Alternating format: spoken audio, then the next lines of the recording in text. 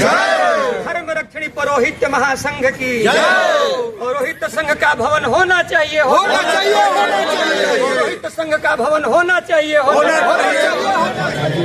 मिथिला सांस्कृतिक भवन धर्म रक्षणी पुरोहित महासंघ की 12वां स्थापना दिवस थी और 12वां स्थापना दिवस में हम लोग यहाँ सारे लोग उपस्थित थे।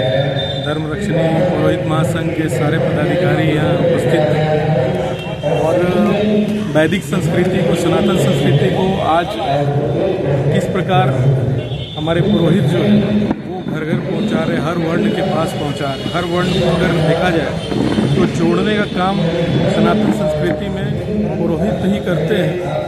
और आज विडंबना ये है कि कहीं ना कहीं हम लोग देख रहे हैं कि लोग पुरोहित बनने से थोड़ा परहेज कर समाज में इस तरह की हम लोग को भावना जगानी होगी, क्योंकि अगर पुरोहित हमारे समाज से अगर कटते जाए तो जो हम लोग कह रहे हैं कि ये एक काल आया है, इस कालखंड में सनातन संस्कृति जो है वो माने ऐसे दौर से गुजर रही है कि जब लोग इसके ऊपर तरह तरह का आरोप प्रत्यारोप करते रहते हैं। तो मुझे लगता है कि आज अगर हमें सनातन संस्कृति को बचाना तो सबसे पहले पुरोहित को संरक्षित करना होगा। उनके लिए ऐसी व्यवस्था कड़ी करनी होगी कि ब्राह्मण समाज के लोग जो 60 वर्ष अपने काम को कर पा रहे, 60 वर्ष के बाद सेवानिवृत्त होते हैं, उसके बाद वो इसी पूजन के कार्य में जाएं। और इससे क्या होगा कि हमारी संस्कृति जो है और फैलेगी, लोग समझेंगे इसके बारे में, क्योंकि इसके बारे में समझना बहुत जरूरी है। पुरोहित महासंघ जमशेदपुर के द्वारा आज मिथिला भवन गुलमुरी में आयोजन किया गया है। आइए इसी विषय में बात करते हैं कि यह आयोजन का उद्देश्य क्या था। धर्म रक्षणी पौरोहित्य महासंघ की स्थापना दिवस थी और इसका उद्देश्य यह है कि सनातन धर्म किस तरह से पुष्पित पल्वित हो, इसके लिए हम लोग लगातार अनवरत भगवान को स्मरण करते हुए और सनातन धर्म की रक्षा के लिए, सनातन धर्म को पुष्पित पल्वित करने के लिए हम लोग तत्पर रहते हैं और इस कार्यक्रम को करते हैं। जब जब हो ही धर्म के हानि बाधें असुर अभिमान, जब जब धर्म को जो शरारती तत्व हैं, वर्तमान के जो रावण हैं, रावण का तात्पर्य है जो सनातनीय सत्ता को, सनातन धर्म को गर्त की तरफ धकेलते हैं, वही आज के रावण।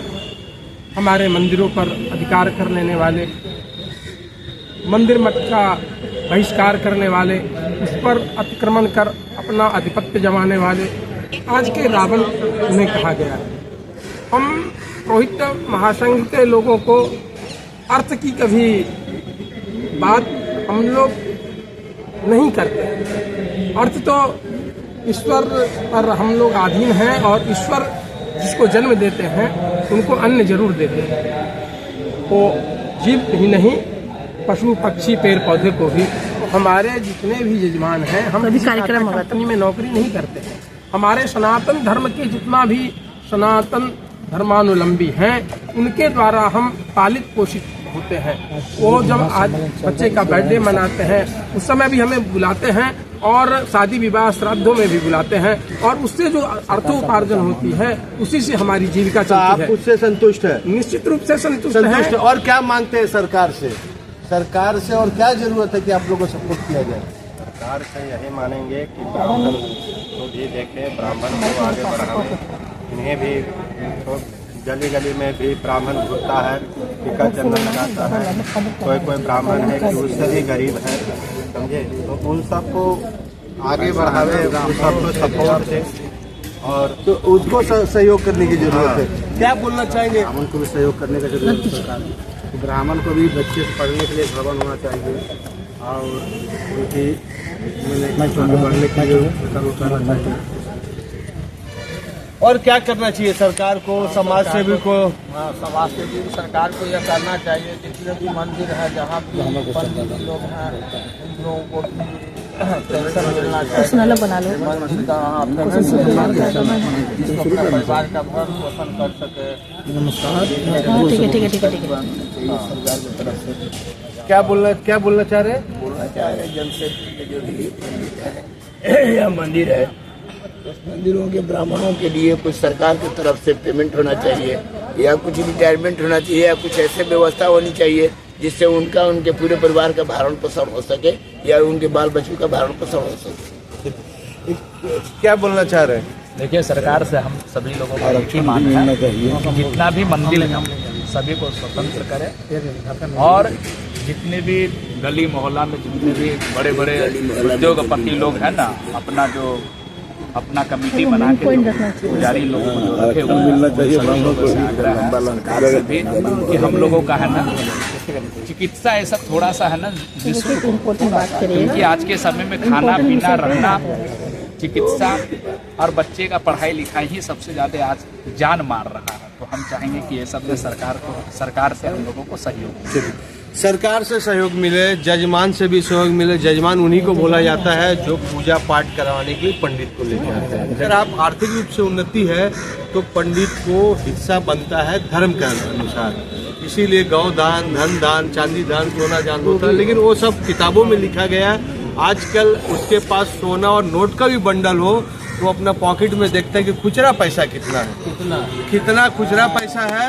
उस खुचरा पैसा से पंडित जी को दान दिया जाता है, लेकिन पंडित जी लोग का आज स्थिति वैसा नहीं है जैसा बोल रहे हैं।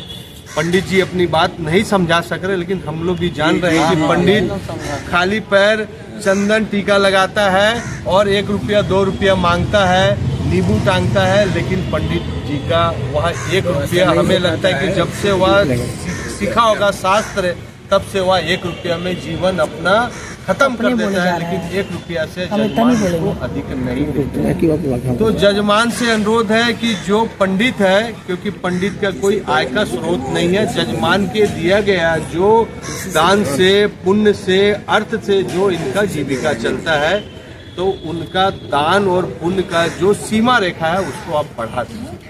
सरकार से अलग मांग है इन लोग का कि आप हमें मेडिकल शिक्षा के लिए फैसिलिटी दीजिए। इसी के ऊपर में आज विचार किया गया। आने वाले समय में लगता है कि पंडित जी अपनी बात संसद, विधायक और मंत्री तक जरूर पहुंचाएंगे। महासम्मेलन चल रहा है ना, ठीक है, समय है, संघर्ष सभी को करना पड़ेगा। एडी लाइव वीडियो को लाइक कीजिए, चैनल को सब्सक्राइब कीजिए। एडी लाइव को पूरी टीम की ओर से सभी को धन्यवाद। जोहार।